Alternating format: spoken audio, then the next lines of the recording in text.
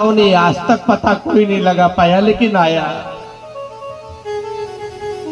और जो रोज समय पर घर आया और गोपिकाओं का पल्लू पकड़ के जो पीछे पीछे पीछे पीछे मां कहता हुआ दौड़ने लगा, बस वही तो कृष्ण है साहब, वही कृष्ण।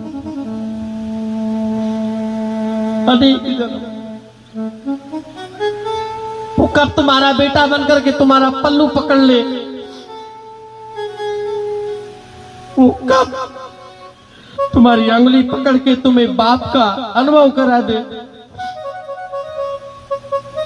कब वो तुम्हारी अंगुली पकड़ करके तुम्हें भक्त का अनुभव करा दे, ये उसके सिवा दूसरा कर नहीं सकता। गोपिकाएं विकल हो गई, रोने लगी। माधव आते तो रोज थे, पर वो आभास जीवन में नहीं रहा जो आज बेटों ने कहा। माँ मैं सत्य कहूं, तेरी सौगंध खा के कहता हूं, मैं नहीं आता था। साल भर मुझे ब्रह्मा ने कंदरा में बंद करके रखा, एक पहाड़ में बंद करके रखा।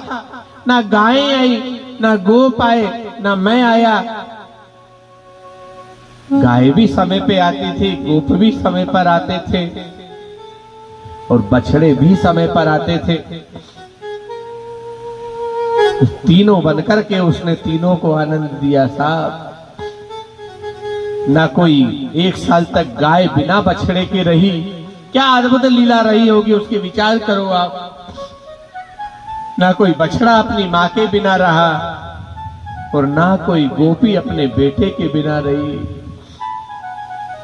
यही तो प्रेम है। जासु वियोग विकल पशु ऐसे, तो प्रजा मात पिता जी यही कैसे।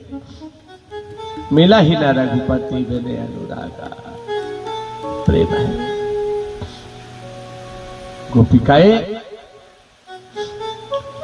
रोने लगी इस लीला को सुनकर के। माधव तू रोज आया, लेकिन तूने तनिक संकेत नहीं किया कि मैं रोज आता था।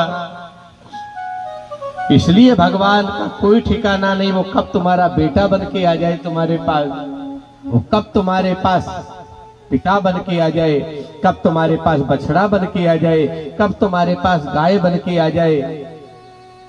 इसलिए हमारे यहाँ कहा गया है कि हर जीव के अंदर भगवान को देखा करो, क्योंकि जीवात्मा में ही तो परमात्मा है। एक ब्रह्म द्वितीयो नास्ते, ईश्वर अंश जीव अविनाशी। उस परमात्मा का ही तो आत्मस्वरूप जीव है। आज वो भगवान लीला करते हैं। एक दिन की बात, धेनुकासुर नाम का एक दैत्य था।